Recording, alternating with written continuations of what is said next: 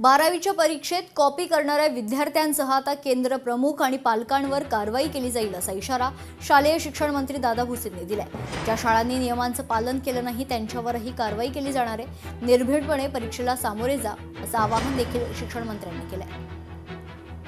Copy मुक्त परीक्षा अभियान हे संपूर्ण राज्यामध्ये मागच्या वर्षाच्या पासून जाणीवपूर्वक प्रशासनाच्या वतीने राबवलं जात आहे।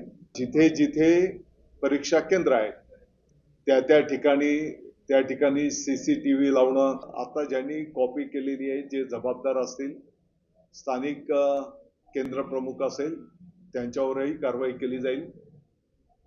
जे कोण संबंधित विद्यार्थी पालक असतील म्हणजे जे कॉपीच्या संदर्भातले जे आहेत त्यांच्यावरही त्या ठिकाणी कारवाई केली जाईल।